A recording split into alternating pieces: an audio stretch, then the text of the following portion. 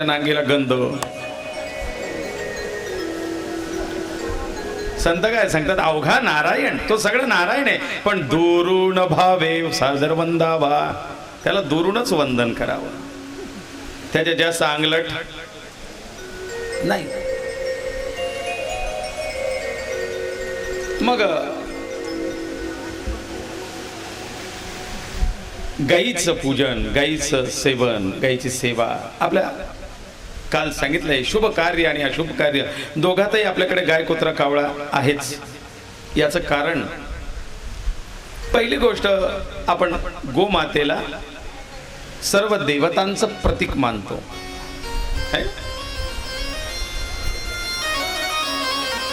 गो प्रदक्षिणे पृथ्वी प्रदक्षिणा होत. गायीच्या प्रदक्षिणेने पृथ्वी प्रदक्षिणेचं फल आहे, पण कशा? प्रसूत होणाऱ्या गायीची प्रदक्षिणा. जी गाय प्रसूत होते, ती पिलाला जन्म देते, अशा अवस्थेतल्या त्या गायीला प्रदक्षिणा केली तर पृथ्वी प्रदक्षिणेचं फळ आहे, ओल्या अंगाने. नेमका आम्हाला अधिक महिन्यात पंढरपूरला कथा चालू होती, माझी भागवत कथा, चांडक परिवार आयोजित, आणि रोज सकाळी चंद्रभागेला स्नानाला जायचं. स्नान करून पंढरपूरची ग्राम प्रदक्षिणा ती करायची, कारण रोज पांडुरंगाचं दर्शनाच्या बारीत ते रांगायचं आणि दर्शन घ्यायचं हे शक्य होत नव्हतं. इकडे कथेची पण वेळ आणि रांगा फार मोठ्या असायच्या. 1-2 दिवस दर्शन पांडुरंगाचं घेतलं रांगेत लागून, पण मग पंढरपूरची प्रदक्षिणा करायची. पंढरपूरचा कानाकोपरा जाणणारे आमचे गजानन माऊली, गोविंद माऊली हे होतेच. मग ही मंडळी सगळी सोबत असायची. पंढरपूरची प्रदक्षिणा, गाव प्रदक्षिणा करायची. पण मग जिथे आम्ही ज्या घाटावरती स्नानाला जायचो चंद्रभागेच्या, तो घाट इस्कॉनचं एक मंदिर, कृष्ण मंदिर, सुंदर घाट वगैरे बनवला आहे, छान मंदिर आहे, परिसर छान आहे. तिथे स्नान वगैरे केल्यानंतर त्या इस्कॉनच्या त्या मंदिरामध्ये गोशाळा पण होती. तिथे एक ते सेवक एका टोपलीमध्ये ढेप, गुळाचा खडा ते विकायचे. 50 रुपये 100 रुपये घ्यायचे. तो घास गाईला खाऊ घाला, भाविक खाऊ घालायचे.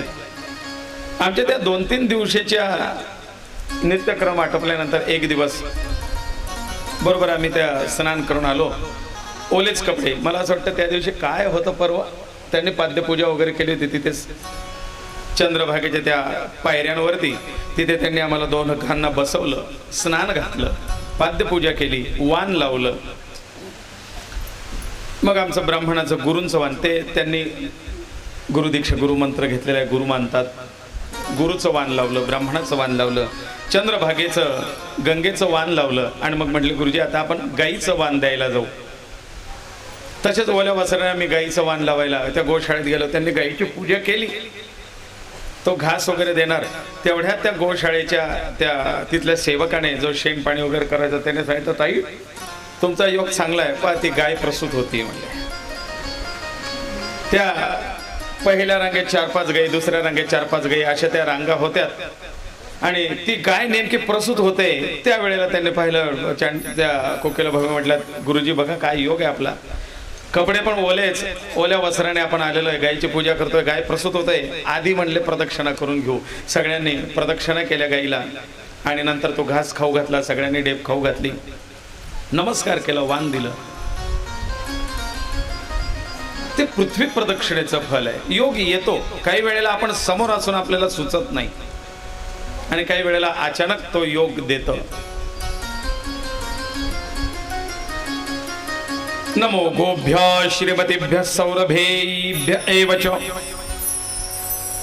गाईला नमस्कार करावा. गायीसी खाजविता सर्व पाप जात. त्या गाईला खाजवल्याने, तिच्या अंगावरती हात फिरवल्याने सुद्धा पापाचा नाश होतो. जाऊ द्या पाप पुण्य कोणी पाहिलं, पण निदान बीपी तरी कंट्रोल राहतो. हे विज्ञान आहे. हाय बीपी वाल्यांनी गाईच्या पाठीवरतून मी हात फिरवला, 15-20 मिनिटं त्याच्याजवळ उभं राहायचं आणि हात फिरवायचा, खरारा करायचा, बीपी नॉर्मल होतो. गाईचं ते शेण गोमूत्र पडलेलं असतं त्या जमिनीवरती, ते गाईच्या शेणाचा एक विशिष्ट थर येतो, त्याच्यावरती थोडा वेळ उभं राहावं. बरेचसे आजार गाईच्या शेणाने आणि गोमूत्राने दूर होतात असं म्हटलेलं आहे की आजारी व्यक्तीला लवकर गुण यावा औषधाचा. डॉक्टर नाही बंद करू, कारण विज्ञान आहे, त्याच्यातही शक्ती आहे, पण ती करत असलेली उपाययोजना पटकन प्रभावी व्हावी याकरता त्या रुग्णाच्या पायाखाली गाईच्या शेणाचा एक गौरी तयार करावी मोठी, आणि ती गौरी त्याच्या पायाखाली द्यावी. त्याने त्या गौरीवरती पाय ठेवून दिवसभरातून निदान अर्धा तास तरी बसावं. पहा, त्याच्या शरीरातले बरेचसे रोग आपोआप कमी व्हायला लागतात किंवा उपचार पटापट काम करतात, लवकर रिकव्हरी होते. ज्यांना वाईट स्वप्न पडतात त्यांनी म्हटलेलं आहे, धेनुमानस नावाचा एक स्वतंत्र ग्रंथ आहे गाईवरती, त्याच्यात दिलेलं आहे ज्यांना नेहमी वाईट स्वप्न पडतात त्यांनी आपल्या उशीच्या खोळीमध्ये एक गौरीचा तुकडा ठेवावा. डोकं फ्रेश, वाईट स्वप्नांपासून ते एक शीड, एक कवच तयार करतं. तुमच्या मेंदूला या विकारांपासून, या रेडिएशन पासून दूर ठेवतं, वाईट रेडिएशन पासून. अनेक उपाय दिलेले आहेत आणि ते विज्ञान संमत आहे, शास्त्रज्ञांनी संशोधनात सिद्ध केलेले आहेत. मग त्यांनी सांगितलेलं आहे,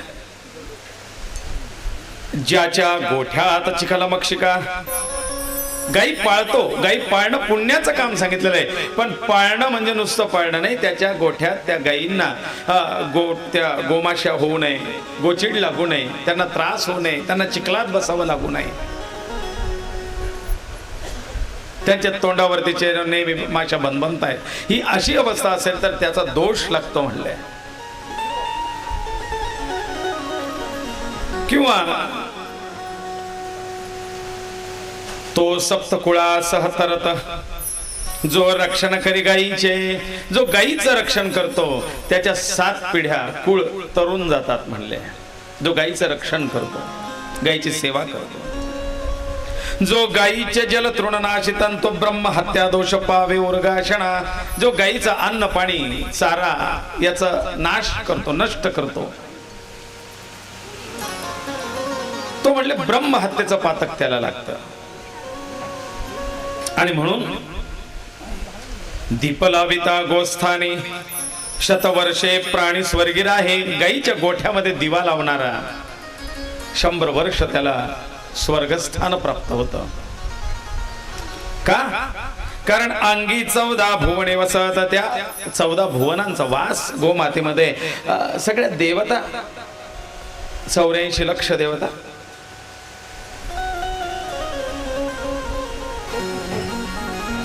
कोणाचंच लक्ष नाही का? आहे काय? 33 कोटी देवता आहेत ना, 84 लक्ष नसतात, 84 लक्ष जन्म आहेत योनी.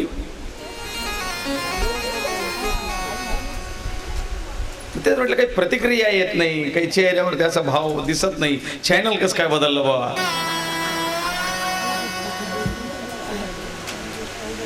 काही वेळेला तुमचं लक्ष माझ्याकडे किती आहे हे पाहण्याकरता. एक आता शांती झाली होती, पूजा आणि शांती विधी झाल्यानंतर केशव गुरुजी पण माझ्यासोबत होते. त्या विधीला एक तरुण मुलगा, काहीतरी 11वी-12वीचा मुलगा, तो 12वी सायन्स, पूजेला बसला, संकल्प झाला, सगळ्या देवता, त्या प्रतिमा, सूर्य चंद्र पितृ त्या प्रतिमा ठेवल्यात आणि चांदीची गाय ठेवली. पण सांगताना त्याला म्हटलं, बघ तुझी शांती जी अमावस्या शांती, तिची देवता आहे ही प्रतिमा, बघ हा सूर्य आहे, हा चंद्र आहे, ही पितृदेवाची प्रतिमा आहे आणि हा चांदीचा घोडा ठेवलेला आहे, आता याची पूजा आपल्याला करायची आहे. हो म्हणले. अभिषेक होऊन गेला, पंचामृत पूजा होऊन गेली, तोपर्यंत त्याने मला प्रश्न नाही. ती धुवून पुसून तामणात ठेवायची वेळ आली, त्याला म्हटलं तो घोडावरती ठेव, त्याने ठेवला. मग त्याला विचारलं, खरे बाळा हे काय? म्हणले घोडा. म्हटलं घोड्याला शिंग असतात का? म्हणजे नाही. म्हटलं मग याला शिंग आहेत का नाही? म्हणजे हो. म्हटलं तू प्रश्न विचारू नाही का की हा घोडा नाही गाय दिसते, घोड्याला शिंग कस काय गुरुजी? तू विज्ञानाचा विद्यार्थी, तू विद्यार्थी आहे, तुझ्या मनात शंका आली पाहिजे आणि समोरचा खरंच सांगतो की खोटं सांगतो याबद्दल थोडं आपणही जागरूक असावं ना. मी त्याला म्हटलं श्रद्धा असावी पण अंधश्रद्धा नसावी. तू निदान त्या ठिकाणी परखडपणे आपल्या गुरूंना विचारण्याचा अधिकार शिष्याला आहे. गुरुजी तुम्ही सांगतात ते खरं की खोटं? तुम्ही म्हटलं हा घोडा तर घोडा, आम्ही डोळे बंद करून त्याच्यावर विश्वास ठेवावा का? मग घोडा ठीक आहे तर मग त्याला का घोडा म्हणावं त्याचं विश्लेषण सांगा. मग तुम्ही म्हणाल त्याप्रमाणे मी, पण माझ्या तर दृष्टीला तो अजून गायच दिसते. मग का हे जरा विचारलं पाहिजे.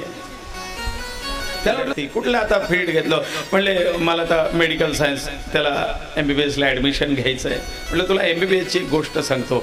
ज्या वेळेला ॲडमिशन, आताची नाही पूर्वीची गोष्ट सांगतो. म्हटलं ॲडमिशन घ्यायच्या वेळेला थोडा इंटरव्ह्यू विद्यार्थ्यांचा घ्या बाबा असं म्हणून त्या शिक्षकांनी इंटरव्ह्यू घेतला. आता 5-10 मुलं होते, त्याच्यापैकी 1-2 निवडायचे होते, जागा तेवढ्याच होत्या. मग डॉक्टरने सांगितलं बघा तुम्हाला मेडिकल सायन्सचा अभ्यास करायचा आहे, याच्यामध्ये निरीक्षण परीक्षणाला फार महत्व आहे, विज्ञान प्रयोगशाळा.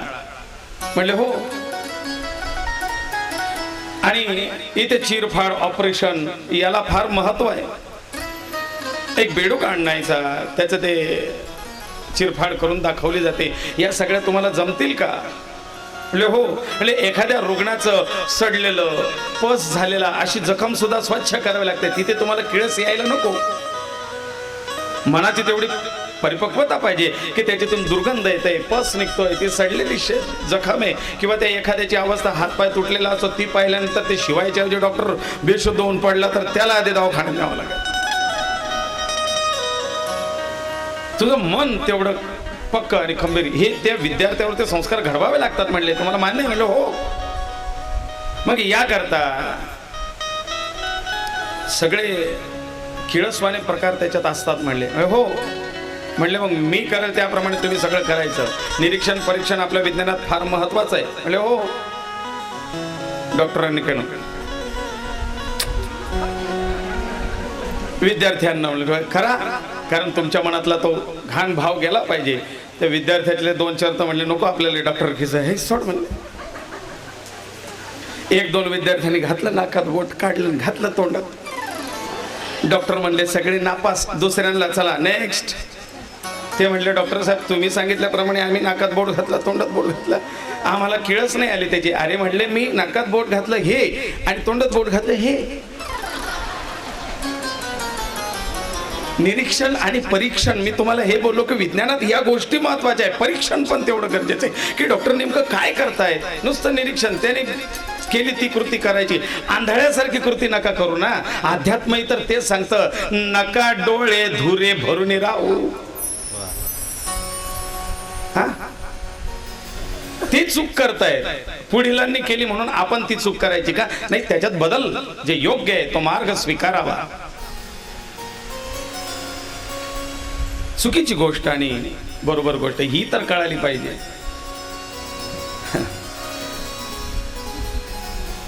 हेच तर अध्यात्म, वेद ज्ञान आणि विज्ञान समजून घेणं गरजेचं आहे. चूक झाली की गडबड. नुसतं मेंढपळ वळण नको. त्यांनी केलं म्हणजे आपण करावं. मेंढपळ वळण नको. जागरूक भक्ती असावी, डोळस भक्ती असावी, चौकस भक्ती असावी, विज्ञानाला मान्य, कसोटीवरती मान्य होणारी भक्ती असावी. मी ते तेच का गाय कुत्रा कावळा का आपल्या अध्यात्मात त्यांनी श्राद्धाला का स्वीकारला? अध्यात्माला नका विचारू, विज्ञानाला विचारा की का आहे. विज्ञानाच्या कसोटीवरती आपण हा जीव पाहायचा. तर गाय कुत्रा आणि कावळा यांना एक विशिष्ट कॅपॅसिटी निसर्गाने प्रदान केली आहे, म्हणून आपल्या अध्यात्माने हे प्राणी जवळ केले. गाईला दिली एक संवेदना. 2 तासानंतर येणारा भूकंप सुद्धा गायला आधी कळून जातो आणि ती दाव तोडायला तडफडते. उद्या येणारं संकट गायला आज कळतं. मालकावरती काहीतरी संकट येणार आहे, ती हांबरते, रडते. गाय पूर्वी पुढे होणाऱ्या संकटाची सूचना देते, म्हणून प्रत्येक घरात दाराशी गाय असावी असं आपलं धर्मशास्त्र सांगतं. कारण तुमच्यावरती येणाऱ्या आपत्ती ती आधी ती सूचना देते आणि ते जाणणारा जो उत्तम पशुपालक किंवा उत्तम शेतकरी जो त्या जीवांची भाषा ओळखतो त्याला ते कळतं. आज हिच्या डोळ्यातून सारखं पाणी वाहतंय म्हणजे काहीतरी गडबड आहे. आज ती इकडून तिकडे खळबळ खळबळ खळबळ, तिची स्थिरता नाही आज आपल्या गाईला, म्हणजे काहीतरी गडबड आहे. काय सूचना देणार आहे? ही संवेदना, नैसर्गिक आपत्तीचा पूर्वाभास गाईला असतो. कुत्रा त्याला अवघ्राण शक्ती आहे, आपल्यापेक्षा काही पट वास घेण्याची, सुंगण्याची शक्ती कुत्र्याला दिली आहे. म्हणून त्यालाही धर्मशास्त्रात मान दिला. तो 10 किलोमीटरवरती गेलेल्या त्या अपराध्याला, चोराला, गुन्हेगाराला पकडून आणतोय, कारण तो त्याच्या वासाच्या शक्तीवर, हजारो लोक तिकडून जातात पण तो बरोबर त्याला हेरतो. ही अवघ्राण शक्ती कुत्र्याला दिलेली आहे. त्यामुळे कुत्रा आपल्या दाराशी असावा, घरात नाही, दाराशी असावा.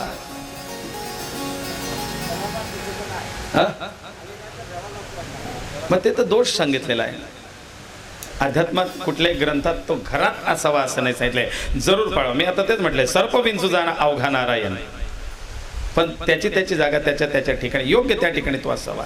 तो बाहेर असला तर बाहेरून येणाऱ्या संकटांचा पूर्वाभास, चाहूल तो देऊ शकतो, देतो.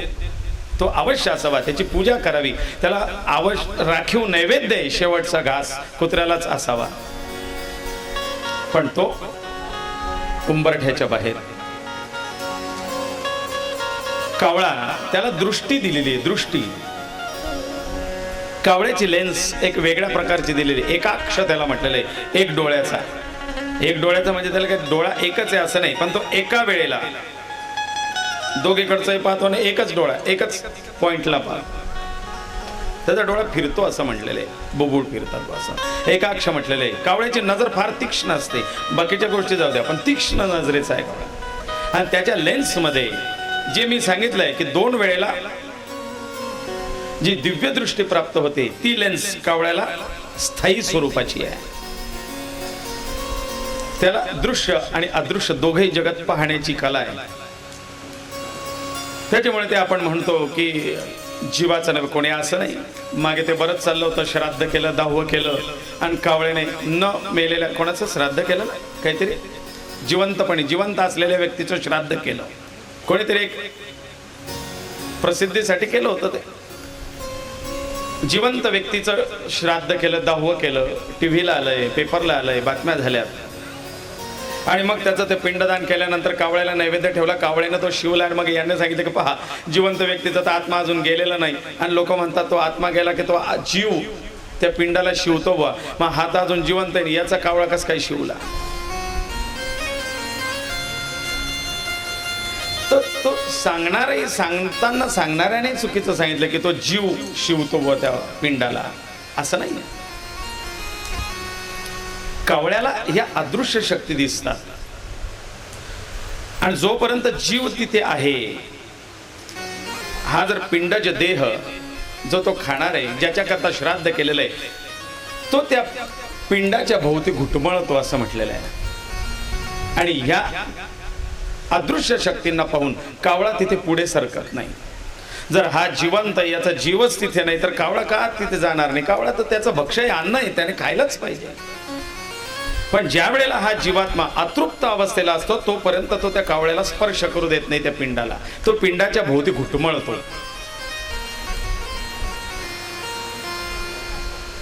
तो त्या पिंडाच्या भोवती घुटमळतो. ज्या वेळेला त्याच्या सर्व इच्छा पूर्ण झालेल्या असतात, तो तृप्त असतो, त्यावेळेला तो जीवात्मा त्या पिंडाजवळून निघून जातो. आणि कावळा तो निघून गेल्याची ती धोक्याची सूचना त्याला कळते की आता तिथे जीव नाहीये. त्यावेळेला तिथे जाऊन त्या पिंडाला स्पर्श करतो. हे खरं त्यामागचं कारण. पण कावळा स्पर्श करत नाहीये. मग आपण काय म्हणतो, आपल्या आईची काहीतरी इच्छा अपूर्ण आहे, तुम्ही लहान मुलाचा किंवा त्या लहान भावाचा सांभाळ कराल, असा हात जोडून. आईचा जीव फार होता लहाण्यात, मग तुम्ही सांगा मी छोट्याचा सांभाळ करीन. आईला हात जोडून प्रार्थना करा. मग तो म्हणतोय आई काळजी करू नको, तुझ्यानंतर लहान भावाकडे मी लक्ष देईन, त्याला कधीच अंतर देणार नाही. आणि मग म्हणतं पहा त्याने हात जोडले आणि मग कावळा आला होता. म्हणजे त्या ठिकाणी ती आई तोपर्यंत त्या कावळ्याजवळ, त्या पिंडा जो घुटमळते, तो जीव जोपर्यंत तिची इच्छा, काहीतरी वासना अपूर्ण आहे, नंतर तो जीवात्मा तिथून निघून जातो. आणि शेवटी कावळ्याला त्याचं भक्ष्य दिसतं, तो खायला येतो.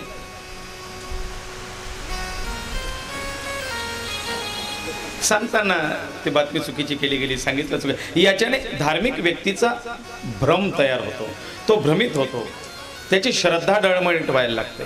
पण मूळ कारण काय हे कोणी शोधत नाही, त्यामागचं विज्ञान नाही शोधत, रहस्य नाही शोधत.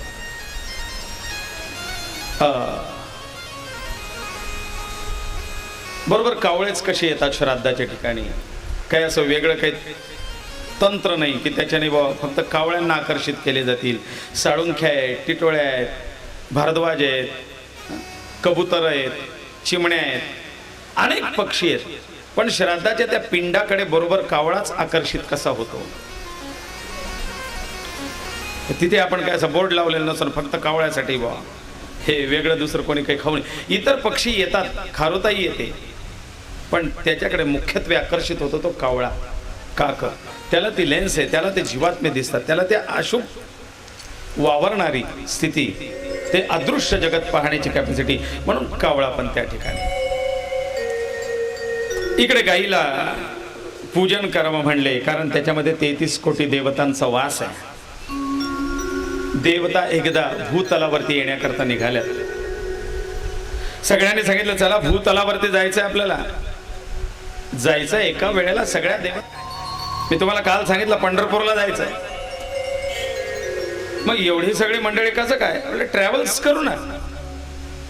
दादांनी रेल्वे केली, अण्णांनी ट्रॅव्हल्स केली, एवढे तरी मंडळी ट्रॅव्हल्स मध्ये कसं काय. जे लवकर येतील त्यांचा नंबर लागेल, जे वेळेत नाही येणार ते खालीच राहून जातील.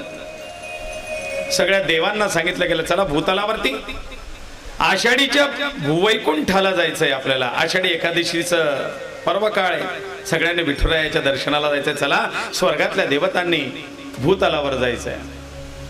सगळ्या देवतांना आनंद झाला.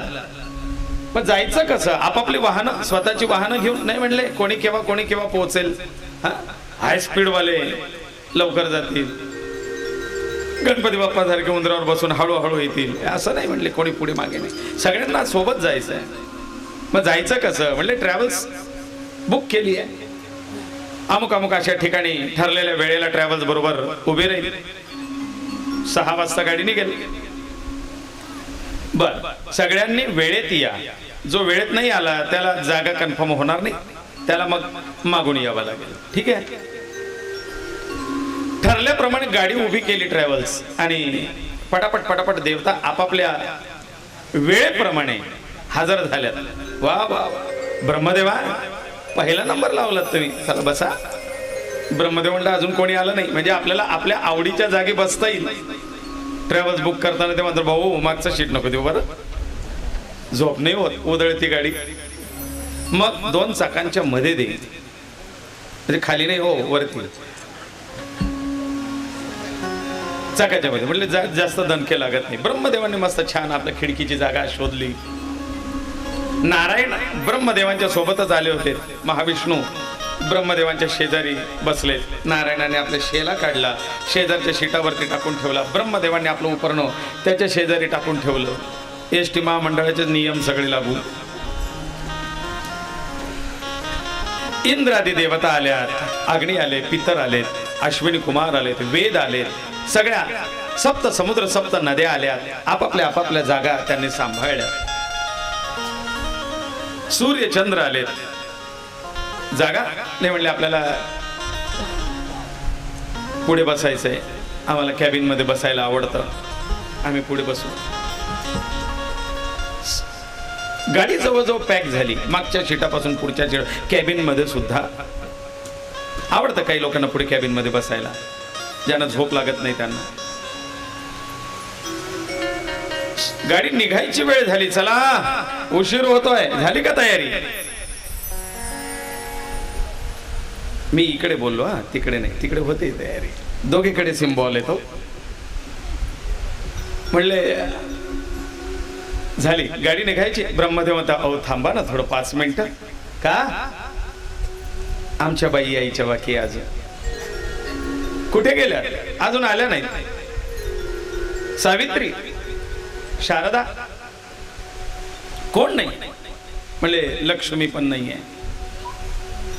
नारायणानं विचारलं, नारायण म्हणले जागा सांभाळून ठेवली आमच्या बाईची, पण अजून आल्या नाही. कॅबिन मध्ये कोण बसलाय? गाडीच्या कॅबिन मध्ये पुढे ड्रायव्हर सीट शेजारी कोण बसतो? ड्रायव्हरच्या शेजारी हा, ज्याला झोप लागते त्याला नाही, ज्याला झोप लागत नाही त्याला. मी नीटचा पेपर फोडून टाकला होता वाटतं.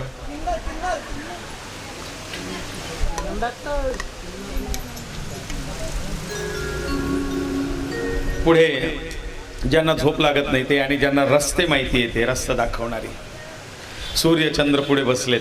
त्याने सांगितलं दिवसा मी ड्युटी करेन. सूर्यनारायण म्हटले दिवसभर मी रस्ता दाखवेन, आपल्याला दिवसा झोपायचं काम नाही. चंद्र म्हटले मग रात्री तू आराम करत आहे, मी रस्ता दाखवेन. दिवस रात्र डे नाईट ही ड्युटी करतात सूर्य आणि चंद्र. रस्ते सगळे माहिती आहे, सगळी बुक. आता ही ट्रॅव्हल्स म्हणजे गाय. सूर्यचंद्र कॅबिन मध्ये बसलेत म्हणजे गोमातेच्या डोळ्यात बसलेत, एक सूर्य आणि एक चंद्र. अग्नी ओष्ठी इतर पृष्ठे, अग्नी मुखाच्या ठिकाणी बसलेत. अश्विनी कुमार गाईच्या कानांमध्ये जाऊन बसलेत. नवनाग गाईच्या गळ्याला जो पोळा असतो पोळ, त्या पोळात नवनाग बसलेत. 4 वेद ऋग्वेद यजुर्वेद सामवेद अथर्ववेद गाईच्या पायात. पितृदेवता गाईच्या शेपटीत. नारायण पाठीवरती. महादेव गाईच्या वशिंडावरती. जणू काही सगळ्या देवता. कुबेर आणि गंधर्व देवाची धनाची देवता. कुबेराला जागा ते म्हटले आता जशी जागा मिळेल तशी. आता इथे काही VIP बुकिंग नाहीये. मग कुबेराने जागा पाहिली, खुरात जागा होती, गाईचे खूर रिकामे होते. कुबेर देवता खुरात बसली. त्याच्यामुळे गाईचे पाय ज्या घराला लागतात, ज्या दाराशी गाय असते त्या गाईच्या खुराची माती जिथे पडते तिथे धन कुबेराचा वास असतो. त्या घरात काही कमी पडत नाही.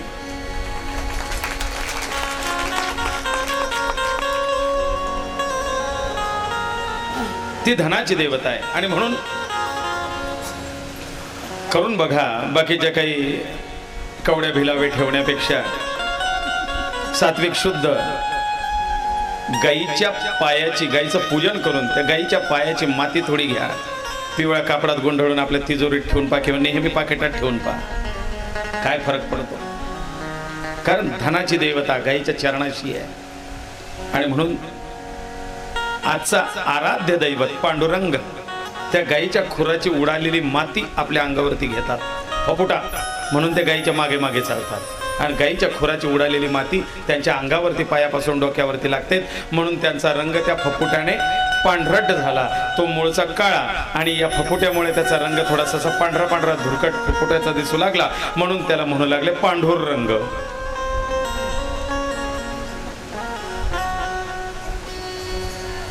गाईची सेवा करताना त्यांनी शंखचक्र गदा आवरून घेतले.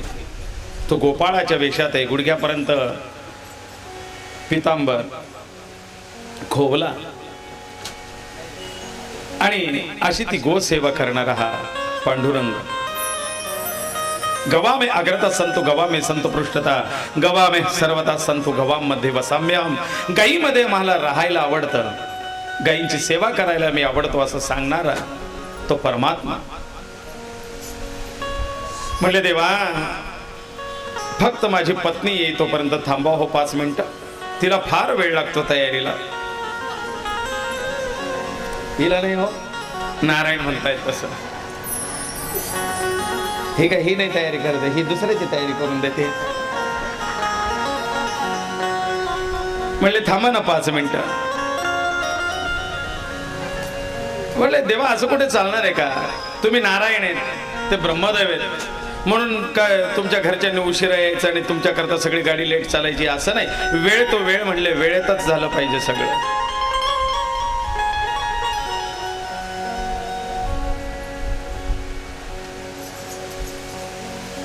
वेळेत सुटणार म्हणले गाडी. आणि जे उभे होते त्या देवाने सांगितलं उचला तुमचे शेले रुमाल. इथे उभे राहणाऱ्याला जागा नाही, जे नाही आले त्यांच्यासाठी जागा राखून ठेवली. म्हणले चला उचला ते हाजीर सोवजीर. उचलले शेले, बसून गेले लोक. यांनी आपापल्या कंपार्टमेंटमध्ये जागा शोधून ठेवल्या होत्या, म्हणजे चिवड्याचं पाकिट काढलं की 4 जण सोबत खाता येईल. पण आता ती जागा गेली, लोक बसून गेले. देवतांनी सांगितलं, म्हणले नाही, गाडी निघणार तेवढ्यात ह्या दोघी आल्या. ओ आम्ही आलोय, उघडा ना दार, आम्हाला येऊ द्या मध्ये. ट्रॅव्हल्स मालकाने, जे ड्रायव्हर आणि कंडक्टर ते होते, त्यांनी सांगितलं, देवी गाडी पूर्ण पॅक झाली, मध्ये येऊन दाटी करू नका. ते म्हणले येऊ द्या, उभं राहू. म्हणले तू मोठा घरने बाई आहे बाई, उभं राहणार नाही इथून कडून. म्हणजे मध्ये पेपर टाकून बसून घे. नाही मिळाले तर ट्रॅव्हल्स मध्ये पेपर टाकून प्रवास करून घ्यावा लागतो, गरज. म्हणले ताई तेवढी पण जागा नाही, मध्ये पेपर टाकूनच काय, मध्ये अगदी कंपार्ट मध्ये सुद्धा लोक उभे आहेत, देव उभे आहेत, तेवढी सुद्धा जागा शिल्लक नाही. पेपर टाकायला आणि बसायला काय, उभं राहायला जागा नाही. आता दार उघडलं तर परत लागणार नाही. म्हणले असं काय करता, आमचे नवरे मध्ये बसलेले आहेत. म्हणले तुम्ही या तुमच्या याच्याने. म्हटले नाही हो, येऊ द्या. शेवटी नारायणाने पण प्रार्थना केली. म्हणले सगळे देव आहेत, या दोघींना कशाला मागे सोडता, सरस्वती आणि लक्ष्मी मागे राहिली. ब्रह्मदेवाने सरस्वतीकडे पाहिलं. म्हणले का बरं वेळ लागला. म्हणले ती माझी मैत्रीण आहे, मी नाही, मला नाही नट्टापट्टा आवडत, पण लक्ष्मी ना, लक्ष्मीची गबाळी कस काय येईल, आणि गबाळी असली तिला लक्ष्मी कस काय म्हणता येईल. लक्ष्मी म्हणजे ऐश्वर्याची देवता, सर्व शृंगार युक्त, म्हणून तिला वेळ लागला. ना आजकाल ब्युटी पार्लर वाल्यालाही वेळ करतात, नवरीला लवकर सोडतच नाही. नवरदेव अर्धा हाफ होतो त्या गेटवर नाचून नाचून.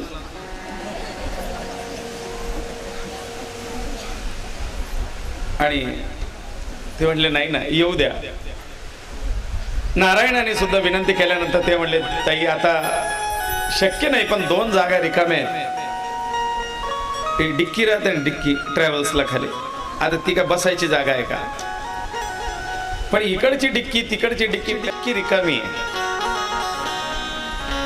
एक तर मागच्या शीटावर कोणी बसत नाही, इथे शीट सुद्धा नाही, डायरेक्ट मागची डिक्की दिली. म्हणले बसाल का ताई, 2 जागा रिकाम्या आहेत. त्या म्हणल्या नाईलाज आहेत, करू द्या प्रवास. 2 जागा, एक शेण आणि गोमूत्र. मोठा करणे बाई आणि तरी सांगे शियानमा बट. पण लक्ष्मीने सांगितलं नाईलाज आहे, काय हरकत नाही, मी बसीन. लक्ष्मीने शेणाचा स्वीकार केला आणि सरस्वतीने गोमूत्राचा स्वीकार केला. सरस्वतीने गोमूत्रात वास केला आणि लक्ष्मी शेणात बसली. आणि अशी सर्व देवमयी गावा, सगळ्या देवांनी युक्त गाय ती भूतलावरती भूवैकुंठाला आली. त्या दिवसापासून शेणाला लक्ष्मीचा मान आहे. शेणाने सारवणं, ज्या घरात ते शेणाने सारवलं जातं तिथे लक्ष्मीचा अखंड वास असतो. संध्याकाळच्या वेळेला शेण कोणाला देत नसतात. शेणामध्ये लक्ष्मीचा वास आहे आणि गोमूत्रात सरस्वतीचा वास आहे. जी जड बुद्धी, मंद बुद्धी किंवा तोत्रेपणा असलेल्या मुलांना नित्य गोमूत्र पाजावं. त्याच्याने जिभेला तरळपणा येतो, हलकेपणा येतो आणि जिभेवरती सरस्वतीचा वास येतो. ती मुकम करोति वाचालम, ते वाचस्पती होऊ शकतात. हा गोमूत्राचा प्रभाव आहे. प्रगल्भ बुद्धिमत्ता, बुद्धी वाढवते. पण आता लोक नको ते पितीन, पण गोमूत्र काही पिणार नाही. सडेल ज्वारीची, बाजरीची, मक्याची, कशाची पिऊन घेतात. सडेल गुळाची पिऊन घेतात. उतरेल नासक्या द्राक्षांची पिऊन घेतात, पण गोमूत्र पिणार.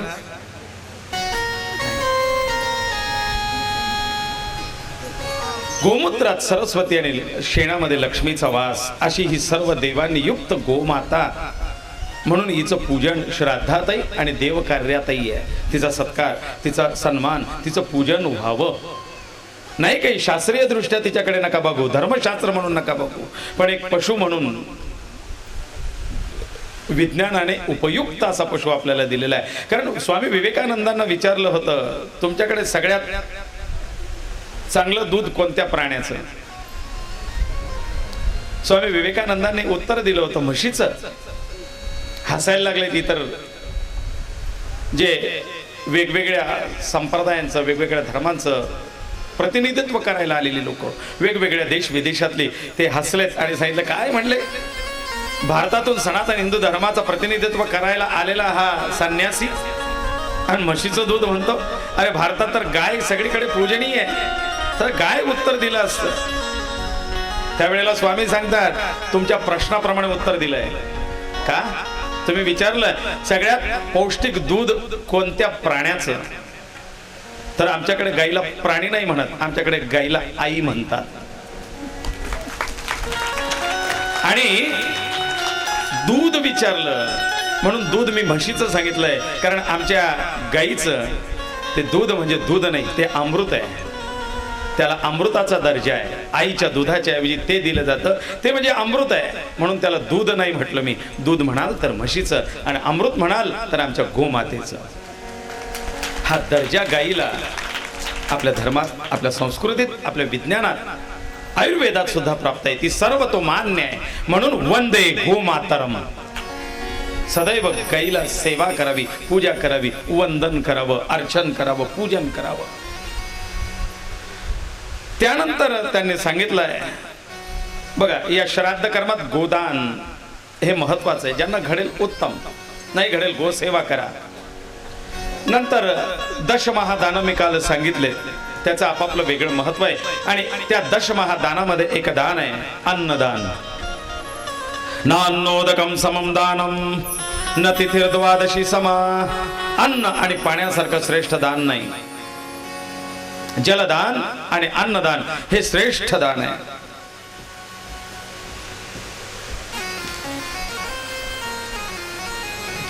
का?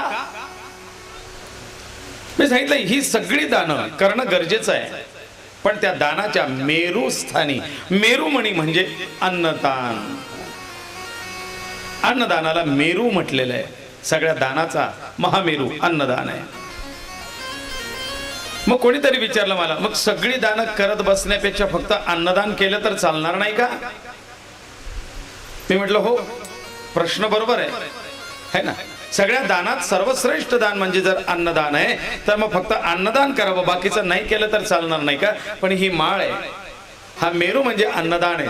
आणि ही बाकीची 10 दशमहादानं म्हणजे त्याची मणी आहेत. बिगर मण्याची माळ नुसतं मेरू म्हणून टाकून गळ्यात घालाल का? त्याला मणीच नाही, फक्त मेरुमणी टाकला, गुरुमणी टाकला, तिला माळ कोणी म्हणेल का? पण सगळे मणी टाकले, तिला गुरुमणी मेरुमणी नसेल तर ती माळ पूर्णत्वाला जाते का? मग त्याप्रमाणे ही इतर दानाची मणी सुद्धा असावेत आणि त्याला शोभणारा अन्नदानाचा महामणी तो मेरूही असावा. त्यावेळेला सगळ्या मण्यांना महत्व प्राप्त होतं. असं दान म्हणजे अन्नदान आहे. सगळं केल्यानंतर शेवटी अन्नदान का? अन्न प्रत्यक्ष प्राण, अन्नमय प्राण. अन्न म्हणजे प्राण आहे, जल म्हणजे जीवन आहे. मग काय होतं म्हटले, कायम वर्णावे. अन्नदानाचं महात्म्य काय वर्णावं?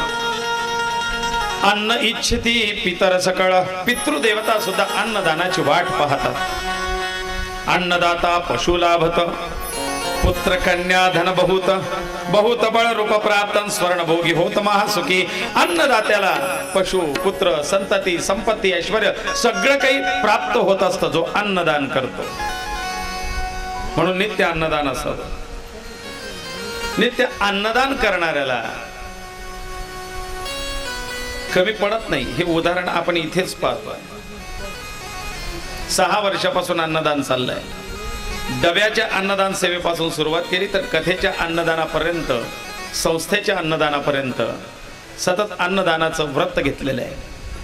ही कथा ऐकली होती. अन्नदान करावं, भुकेलेल्याला अन्न द्यावं. अण्णांचं या आपल्या आदिशक्ती मुक्ताई वारकरी शिक्षण संस्थेला सुद्धा अन्नदान आहे. कळंबेश्वर वरती सुद्धा मधून मधून अन्नदानाचे कार्यक्रम होत असतात. कथेमध्ये असतं. नित्याचे डबे आहेत. गोरगरिबांना, ज्यांना खाऊ घालणार कोणी नाही त्यांना आहे. अशा या विद्यार्थ्यांच्या संस्थेला अन्नदान केलं, उत्तम अन्नदान आहे. आपल्या इथे एक पसायदान म्हणून एक संस्था आहे, अनाथाश्रम पसायदान. त्या ठिकाणी सुद्धा ज्यांना घरचे कोणी सांभाळत नाही अशा वयोवृद्धांना त्या ठिकाणी आणलेलं आहे आणि त्यांची सेवा केली जाते. अशांना सुद्धा घासभर अन्न. कोणी आपला वाढदिवस तिथे जाऊन करावा. एखाद दिवशी काहीतरी अन्नाचं पात्र घेऊन जावं, त्यांना खाऊ घालावं, काहीतरी वस्तू न्यावी. त्या वृद्धांच्या जीवनात, त्या अनाथांच्या जीवनातलं दुःख ते विसरतात आणि थोडा वेळ त्यांना आनंद घेता येतो आपल्यासोबत.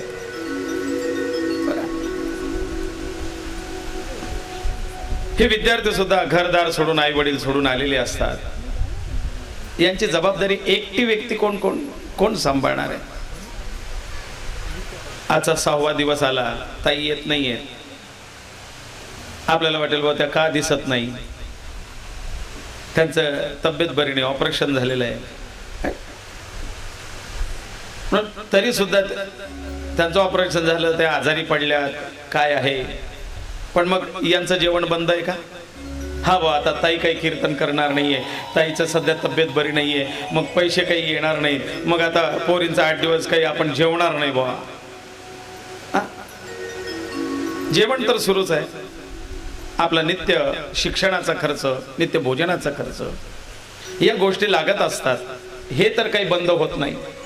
मग अशा ठिकाणी जसा अण्णांनी एक सहभाग घेतला, असं कधीतरी वर्षातून 1 दिवस का असे ना, अशा संस्थांना, अशा विद्यार्थ्यांना, पसायदांसारख्या त्या अनाथाश्रमांना, आपल्या अंधशाळेसारख्या संस्थांना, गोर गरीब अनाथ अपंग अशा गरजूंना कधीतरी एक आपला अन्नदानाचा हात लागावा. 2-5-10 हजाराचं अन्नदान झालंच पाहिजे असं नाही. 10 जण करताय, त्याच्यात एक आपले 100 रुपये जरी तिथे दान झाले तर निदान कुठेतरी काहीतरी कानाकोपऱ्यात मदत होऊन जाते.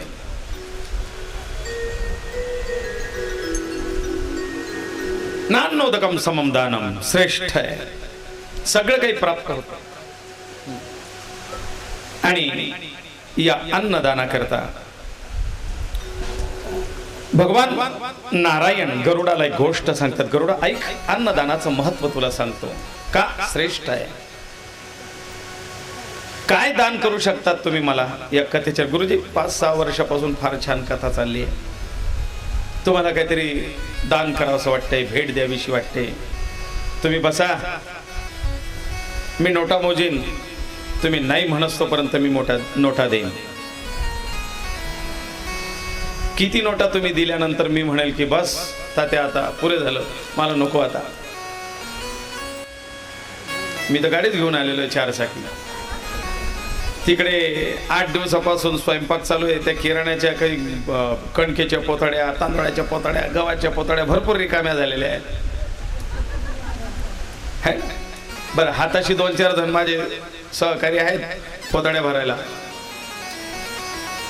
किती नोटा दिल्या म्हणजे मी नाही म्हणेन? होईल का समाधान? सोनं चांदी हिरे माणिक मोती पैसा अडका नोटा धन, एखाद्याला आपण म्हणावं तुला तृप्त करस तोपर्यंत मला दान करायचंय, तर किती दान केल्यानंतर तो तृप्त होईल? 40 गावच्या चारही कोपऱ्याला 10-10 एकरचे गट घेऊन दिले तरी तो म्हणाल थोडं मोक्याच्या जागेवर नेताजी चौकात पाहिजे होतो. संपत्ती प्रॉपर्टी ऐश्वर्य दिल्यानंतर सुद्धा किती दिल्यानंतर समाधान होईल सर? आपण दुसऱ्या दिवशी ऐकलं, शत मिळता सहस्र इच्छिती, सहस्र मिळता लक्षी इच्छी लक्षाला. 1000 मिळाले की लाखाची, लाख मिळाले की कोटीची, कोटीची मिळाले की अरबोपती होईल, खरबोपती होईल. इच्छा वाढत चालतात. आणखीन मोठा उद्योगपती होईल.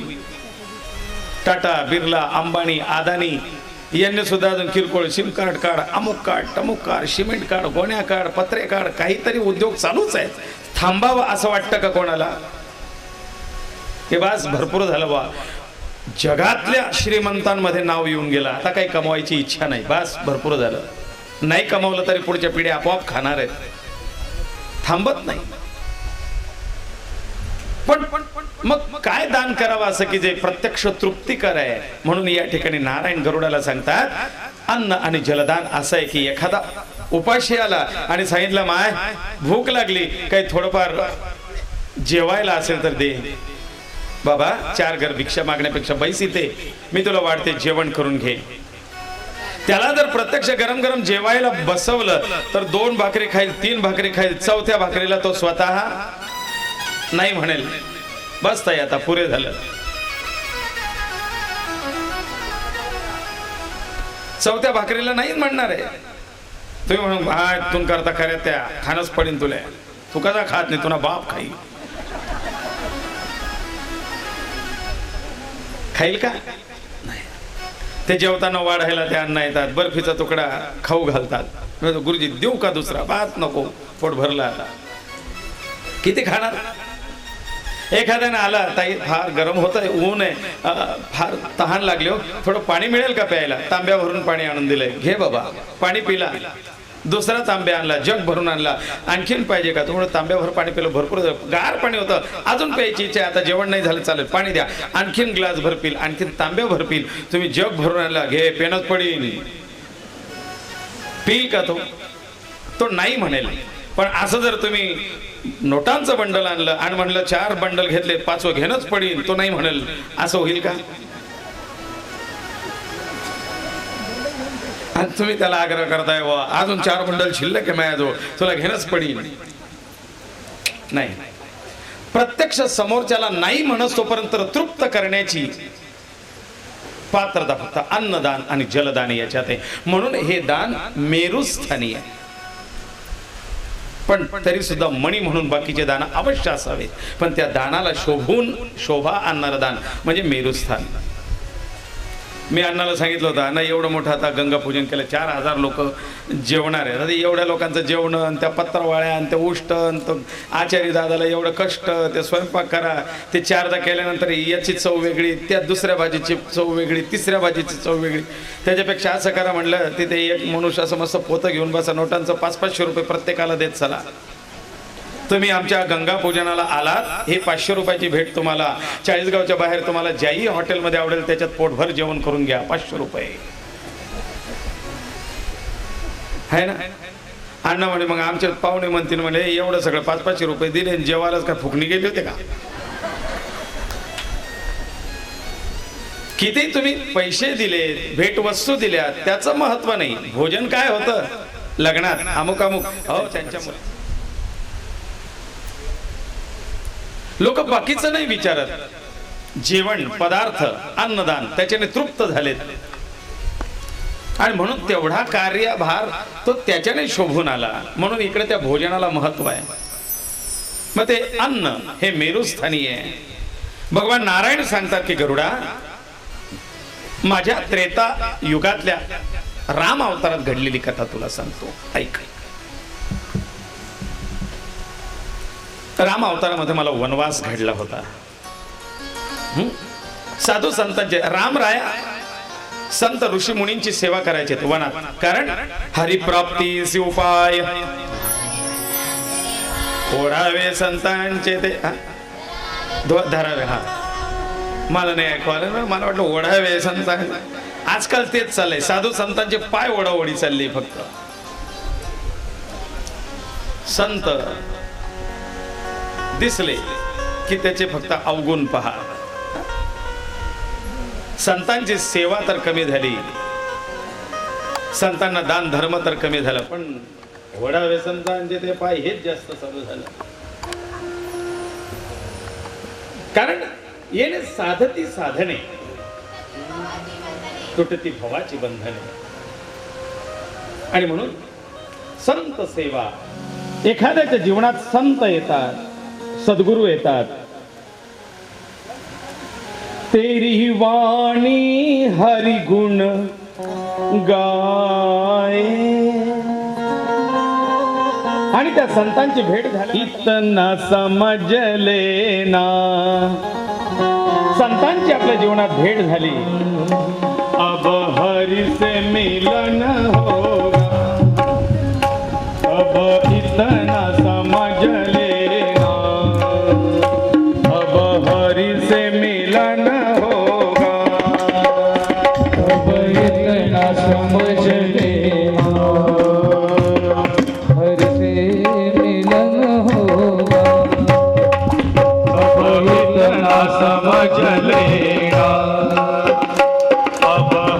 जीवनात संत आले. की त्याच्या मागोमाग भगवंत सुद्धा प्रवेश करतात आणि म्हणून संतांना अनन्यसाधारण महत्व भगवंताची भेट घालून देतात.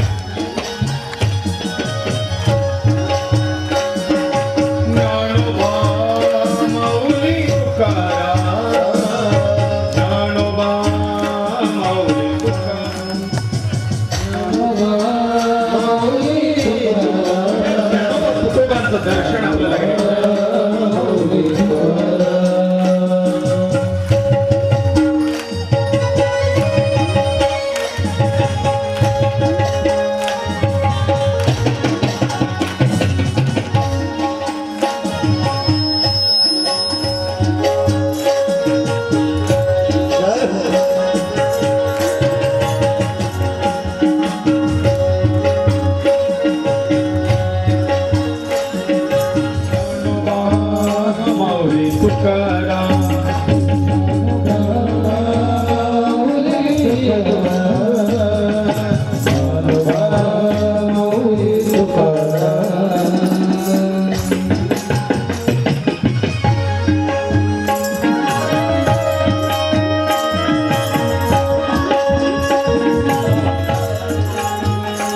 जगाची माऊली आदिशक्ती रुक्मिणी आणि ही त्या विठुरायाची लेकरं ज्ञानोबा तुकोबा नामदेव या माध्यमातून प्राप्त होत आहे. हो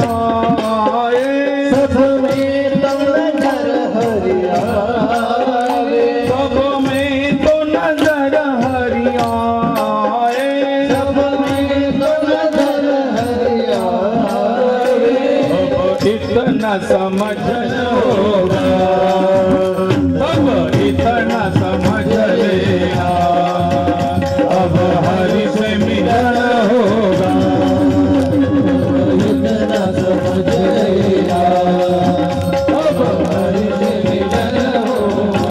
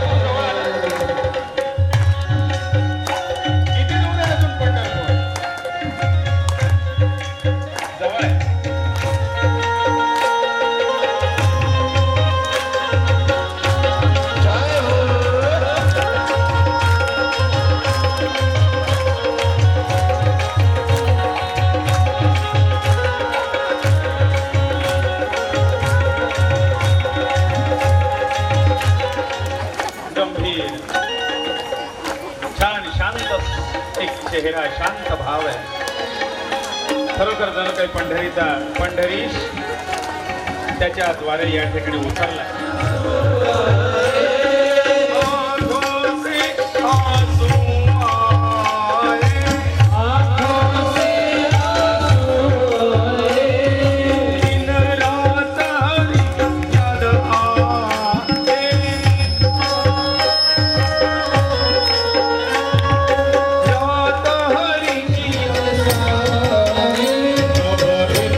समझ लेना, जब हरि से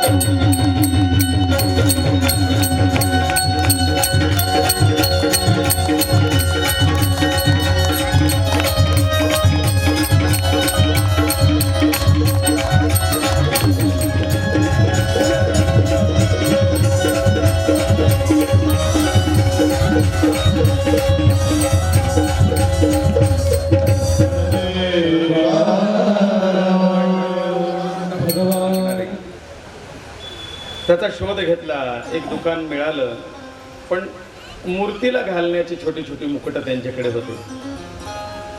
पण आपल्याला पांडुरंग परमात्मा उभं करायचं तर त्याला बसेल असं मुकुट पाहिजे. खूप शोधलं, तेवढा मुकुट काही मिळाला नाही. काल धावपळ झाली, मग मुकुट घरीच तयार करावा लागणार. तो हँडमेड आहे.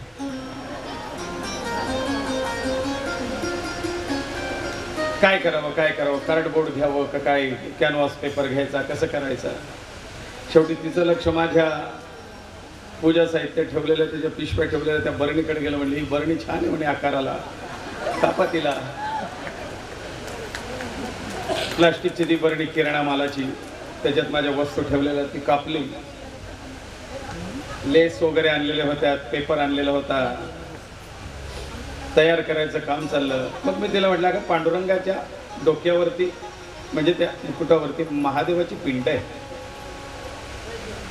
मग ती म्हटली काहीतरी महादेवाची पिंड कशी काय. म्हटलं असं काय, मूर्ती कसं काय चिकटवता येणार तिथे, महादेवाची पिंड कसं काय घ्यायची. म्हटले मग एखादा फोटो काढा, तो आपण प्रिंटरवरती त्याची प्रिंट काढून घेऊ आणि ती शिवपिंडीचा कागद त्या मुकुटावरती चिटकवू, म्हणजे तो दिसेल महादेवाच्या पिंडीसारखा. म्हटलं नको, त्याला उभं राहायला परत आणखीन काहीतरी लागेल. असू द्या, आता एवढ्या वरती कोण पाहायला जाणार आहे. खरंच विठोबाच्या डोक्यावरती महादेवाची पिंड आहे का. एवढं सगळं झालं. 2:30 पावणे 3 पर्यंत तयार करायचं काम चाललं होतं. माझी तयारी झाली. म्हटलं माझे कपडे, म्हणले आता मी मुकुट तयार करतोय, वरच्या शेडमध्ये ठेवलेलं आहे, पत्राचं शेड आहे वरती, तिथून घेऊन घ्या तुमच्या हाताने. मी वरती गेलो, दार उघडलं आणि त्या दोरीवरतून धोत्र काढतो. तेवढ्यात माझं खाली लक्ष गेलं. जुन्या पडलेल्या त्या साहित्यामध्ये एक आचमणी, पितळाची आचमणी, तिची दांडी तुटली आणि फक्त तो आचमणीचा गोल भाग आणि त्याला पुढे तो थोडासा जाडसर असतो तेवढा भाग, ती एवढाच शिल्लक होता आणि बाकीची आचमणी तुटलेली. मी ती उचलली खाली आलो. म्हटलं बघ, देवाची व्यवस्था देवाला करावी लागते. म्हणजे काय झालं, म्हणजे तुटलेली आचमणी सापडली मला. तिचा बरोबर असा शिवपिंडीसारखा खालचा तो गोल भाग आणि पुढे ती शाळुंका, असा बरोबर महादेवाच्या पिंडीचा भाग आहे, चिकटव. त्या मुकुटावरती महादेवाची पिंड सुद्धा आहे. करायचं तर परिपूर्ण करण्याचा प्रयत्न करा आणि त्याला मग प्रकृती सुद्धा साथ देते. रामराया साधू संतांची सेवा करतायत. एकदा